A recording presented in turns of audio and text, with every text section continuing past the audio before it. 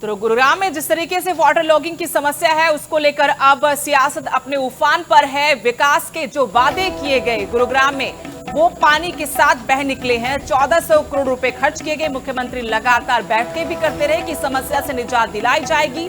हालांकि जाम गुरुग्राम की जगह जाम ग्राम बनकर रह गया है मिलेनियम सिटी, और यहां पर जो आईटी हब था उसको लेकर भी सवाल उठे। करोड़ों के यहां पर जमीन के भाव हैं। यहां बड़ा सवाल यही है कि आखिर सरकार ने करोड़ों रुपए जो खर्च किए प्रशासन ने वो कहां पर गए हैं।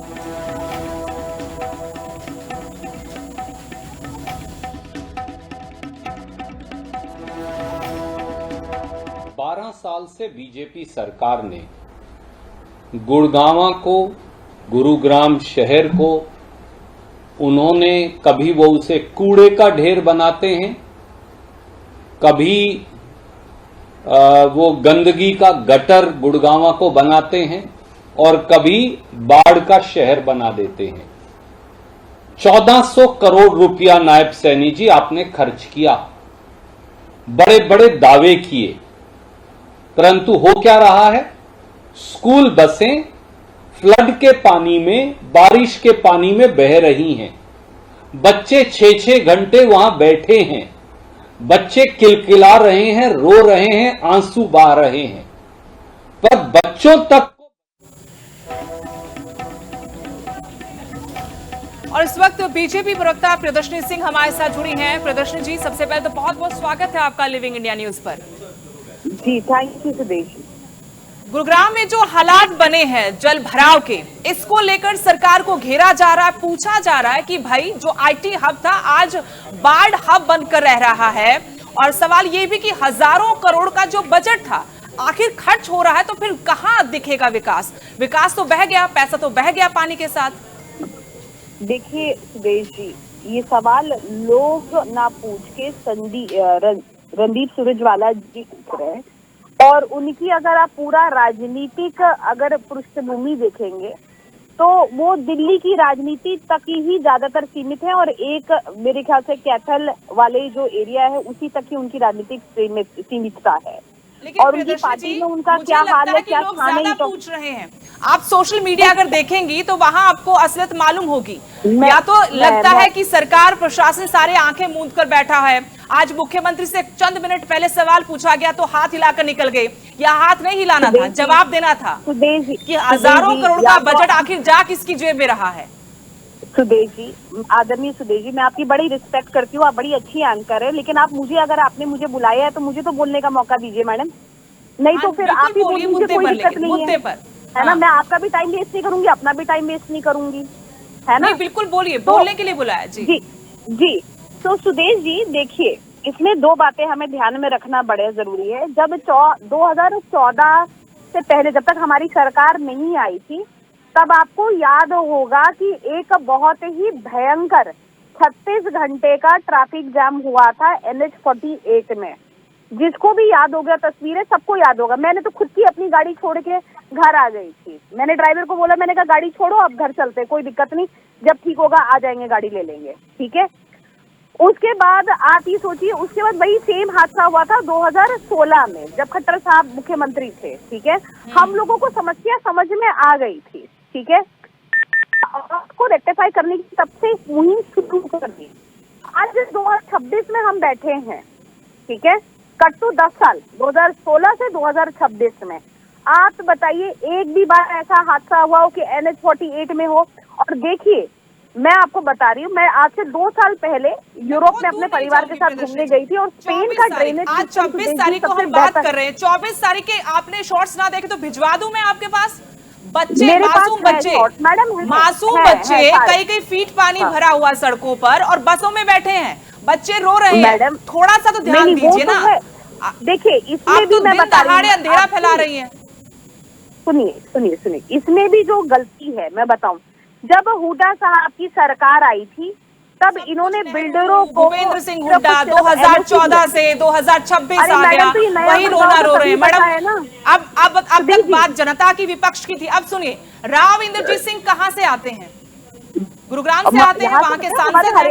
जब हम लोग बात कर रहे हैं, मुख्यमंत्री से मिलने गए कि भाई समस्या का समाधान कीजिए, सवाल उठा रहे वो, क्या इसके पीछे भी राजनीति है? नहीं, कोई राजनीति नहीं है। ये दिखाता है कि हमारे एमपी साहब और मुख्यमंत्री जी सचेत है इस चीज को लेके। अगर कोई समस्या हम डिनाई नहीं कर रहे हैं, लेकिन हम ये भी बोल रहे हैं कि हमने इसको बहुत रेक्टिफाई किया है।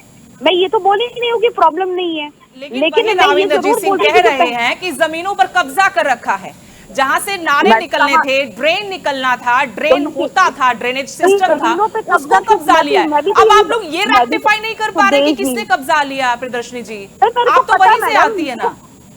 मैडम, मुझको पता है कि किसने कब्जा कर रखा है, बहुत अच्छी। मैं इसी गुड़गांव में पैदा हुई हूँ, इसी गांव में रहती हूँ। तभी तो आपको जोड़ा हमने कि आप तो इस समस्या से रूबरू होती होंगी रोजाना, और आप अगर यहाँ पर राजनीतिक बातें करेंगी तो कैसे चलेगा? मैडम बताइए मुझे।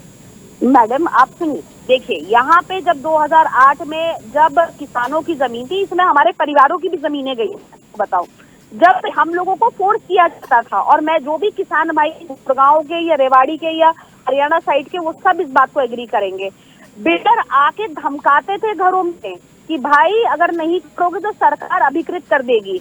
अब उसके बाद ना वो बिल्डर कहीं दूसरे प्लेनेट पे चले गए हैं, ना वो सियासतदान किसी दूसरे ग्रह पर बस गए हैं, ना वो अधिकारी कहीं गए, सब लोग यही है, सत्ता आपके हाथ में है। फिर आप क्या रेक्टिफाई कर रहे इतने सालों से? देश जी, कोई आप ये बताइए, जब हड़प्पा और मोहनजोदारो कल्चर भी था तब भी ड्रेनेज सिस्टम बनाया था। इन लोगों ने ड्रेनेज सिस्टम नहीं बनाया, इन बिल्डरों ने, क्योंकि इन्होंने पैसे खा रखे थे, इनको किसी को आंसर देना नहीं था। किसी के ऊपर एफआईआर हुई क्या आपके लोगों ने? पिछले करीब 12 साल में, 11 साल में किसी पर एफआईआर हुई क्या? पैसे खा रखे आपने कहा। थोड़ी तोड़ देंगे, जिसका घर बन गया नालों के ऊपर, आपको घर तोड़ दे, आप बताइए हाँ या ना में जवाब दीजिए, तो तोड़ देते। आप बोलिए, मैं बोलूंगी तोड़ दे नहीं क्या घर? तोड़ दे। साथ में लगता है यूपी, वहाँ बुलडोजर नहीं चलता है क्या? बताइए मुझे। मैडम सुनिए, सुदेश जी, प्रैक्टिकल बात करते हैं। आप भी पढ़ी लिखी महिला हैं, एजुकेटेड महिला हैं, ठीक है। आप ये बताइए कि ऑलरेडी एक इमारत बन गई, आपने एनओसी दे दिया, ठीक है, वहां पे ऑलरेडी 100 परिवार रह रहे हैं। आप ये सोचिए कि क्या वो 100 परिवारों के ऊपर हम बुलडोजर चला दे? क्या ये क्वेश्चनिंग नहीं होनी चाहिए कि आपने, जब आप ये कर रहे थे तो आपने ड्रेनेज सिस्टम और नाले के ऊपर कैसे बिल्डिंग खड़ी करवा दी आपने? उस पर बुलडोजर नहीं चलेगा, लोकतांत्रिक तरीके से काम होगा, कानून के दायरे में रहकर काम होगा, लेकिन उसके बाद भी तो कुकुरमुत्ते की तरह बिल्डिंग्स बन रही है ना वहाँ पर, बिल्डर्स फल फूल रहे हैं वहाँ पर, जेबें भर रही है ना वहाँ पर, सबसे ज्यादा रेवेन्यू वहीं से जनरेट होता है। एक चीज मैं आपसे पूछती हूँ, आप राजनीति से हटके इस पर जवाब दीजिएगा, मुझे उम्मीद है कि आप जवाब देंगे। जल भराव की जो समस्या है, आपको नहीं लगता कि नासूर बन गई है, और जिस पर गंभीरता दिखानी चाहिए थी उस पर गंभीरता न दिखाकर सबने अपनी जेबें भरी हैं, चाहे सरकार किसकी भी रही हो?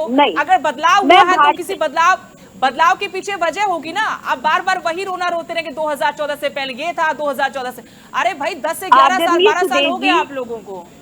सुदेश जी, आप एक काम किया, मैं तो आपको निवेदन करूंगी कि आप खुद ही एंकरिंग, आप बहुत अच्छा बोलती हैं, ठीक है, आप खुद भी बोलिए जब आपको मेरे को सुनना नहीं होता तो, जब आपको सुनना ही नहीं है, आपको खुद ही बोलना है। लेकिन मैं कह रही हूँ कि आप मुझे बता दीजिए कि नासूर नहीं बन गई ये समस्या, और नहीं मैडम, देखिए मैं बोल रही हूँ, आप बहुत अच्छी वक्ता है, मैं तो आपको कॉम्प्लीमेंट दे रही हूँ, लेकिन फिर मैडम मुझे मत बुलाइए ना, आप ही बोलिए फिर अपना एक एक्सक्लूसिव जवाब तो दीजिए ना। आप 2014 से पहले की बातें मत कीजिए, वो बाहर बैठे सत्ता से करनी पड़ेगी, मुझे करनी पड़ेगी, क्योंकि मैं इसी गुड़गांव में रहती हूँ, मैं कोई विदेश से आई हुई महिला नहीं हूँ, मैं यहीं पे बड़ी हूँ, और मेरा यहीं पे ससुराल भी है और मायका भी है, तो मुझे ये बात करनी पड़ेगी मैडम, क्योंकि मैंने गुड़गांव को बसते हुए देखा है, और किस तरीके से बसा है ये भी मुझे मालूम है, किस तरीके से बिल्डरों के साथ सौदा किया गया है। हुडा साहब ने किस तरीके से, जिसको कहते हैं दवात जी की जेबें भरी हैं, मैं कैसे इस बात को डिनाई कर दूं?